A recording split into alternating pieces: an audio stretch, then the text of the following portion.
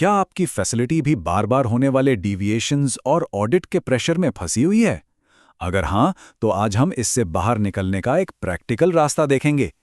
ये है एक 5 स्टेप का रोड मैप जो आपकी मौजूदा फैसिलिटी को क्वालिटी बाय डिज़ाइन यानी QBD में बदल देगा, और वो भी बिना प्रोडक्शन रोके। तो चलिए देखते हैं ये कैसे होता है। जैसा कि हमने अपने पिछले डीप डाइव में बात की थी, ये जो 3 बैच वैलिडेशन का पारंपरिक नियम है ना, ये असल में एक फाइनेंशियल ट्रैप है। ये हमें बार बार होने वाले डिविएशंस के एक कभी ना खत्म होने वाले चक्कर में फंसा देता है। तो सवाल यह है कि इस चक्कर को तोड़ा कैसे जाए? जवाब है क्वालिटी बाय डिजाइन। आप इसे ऐसे समझ सकते हैं कि मैन्युफैक्चरिंग के 2 युग हैं।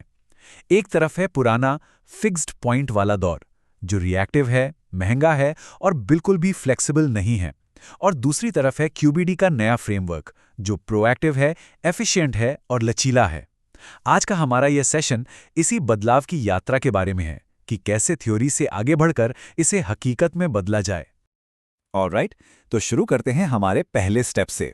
देखिए, इस बदलाव की शुरुआत किसी फैंसी नई मशीन को खरीदने से नहीं होती। नहीं, इसकी शुरुआत होती है आपके अपने ही डेटा से, उसकी एक मजबूत नींव बनाने से।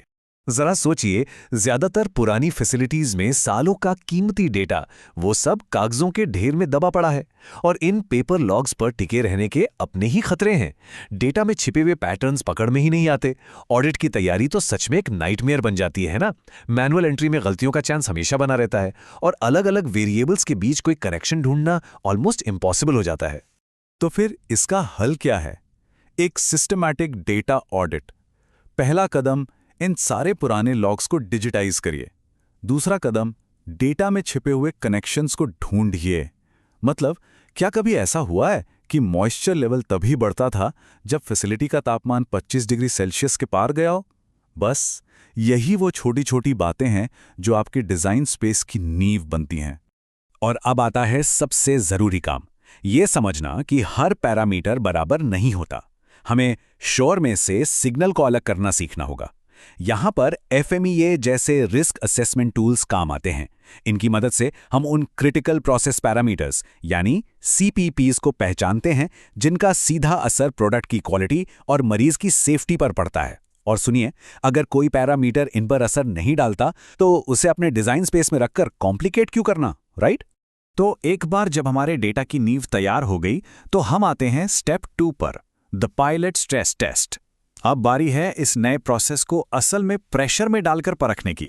यहां पर हर फैसिलिटी डायरेक्टर के मन में एक बड़ा सवाल आता है, हम रेगुलेटर्स को ये कैसे साबित करें कि हमारा नया प्रोसेस वाकई में मजबूत और भरोसेमंद है? और इसका जवाब, वो शायद आपको थोड़ा हैरान कर दे। ये साबित करने के लिए आपको जानबूझकर इंटेंशनली अपने प्रोसेस को उसकी लिमिट्स तक पुश करना होगा। इसी को कहते हैं स्ट्रेस टेस्टिंग। यहीं पर आपको असली फर्क दिखेगा। पुराने सिस्टम में क्या होता था? एक पैरामीटर जरा सा भी अपनी जगह से हिला और पूरा बैच फेल। लेकिन QBD सिस्टम में, क्योंकि आपने स्ट्रेस टेस्ट करके एक सेफ डिजाइन स्पेस साबित कर दिया है, तो प्रोसेस में छोटे मोटे उतार चढ़ाव के बाद भी बैच सेफ रहता है। इसी को कहते हैं असली ऑपरेशनल आज़ादी।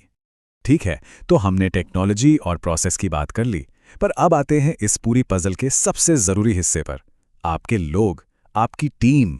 जानते हैं QBD को लागू करने में सबसे बड़ी रुकावट क्या है?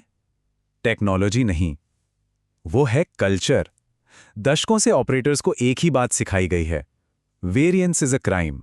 मतलब, कोई भी बदलाव एक जुर्म है। लेकिन अब हमें उन्हें सिखाना है controlled variance is the goal, यानी कंट्रोल में किया गया बदलाव ही हमारा लक्ष्य है। ये एक बहुत बड़ा माइंडसेट शिफ्ट है, खासकर उन पुराने ऑपरेटर्स के लिए। तो इस कल्चरल शिफ्ट को आसान कैसे बनाया जाए? अपनी टीम को सही टूल्स देकर। उन्हें ऐसे डैशबोर्ड्स पर ट्रेन करिए जो रियल टाइम में एक सेफ्टी क्यूब दिखाते हैं। ये सेफ्टी क्यूब कुछ और नहीं बल्कि आपके CPPs का एक लाइव विजुअल है। जब ऑपरेटर अपनी आंखों से देख पाता है कि वो सेफ जोन में है, तो उसका प्रोसेस पर भरोसा बढ़ता है और वो बेहतर फैसले ले पाता है।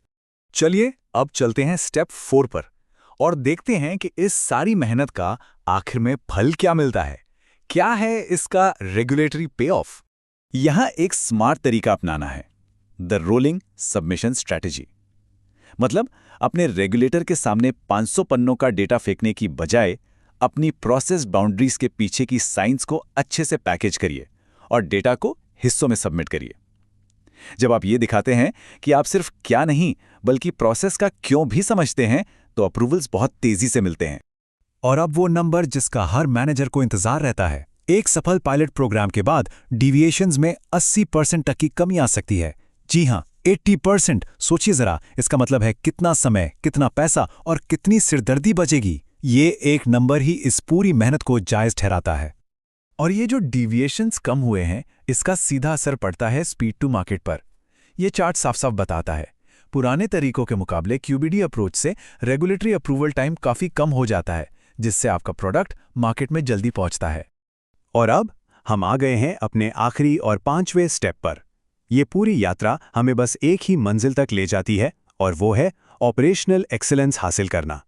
जब आप इस बदलाव को सफलतापूर्वक पूरा कर लेते हैं, तो आपको मिलते हैं कीज टू द किंगडम। आपको बार बार सप्लीमेंट फाइल किए बिना बदलाव करने की आज़ादी मिलती है। आपकी फैसिलिटी फ्यूचर प्रूफ हो जाती है, डेटा इंटीग्रिटी का एक कल्चर बनता है, और सबसे बड़ी बात, आपको मिलती है सच्ची ऑपरेशनल आज़ादी। तो अब ये सवाल खुद से पूछने का है, जब आप अपनी फैसिलिटी के बारे में सोचते हैं, तो इस क्यूबीडी की राह में सबसे बड़ी रुकावट क्या है? क्या वो पुरानी मशीनें हैं, या फिर वो पुरानी मानसिकता है जो बदलने से डरती है? जवाब चाहे जो भी हो, बस याद रखिए, असली बदलाव की शुरुआत वहीं से होती है।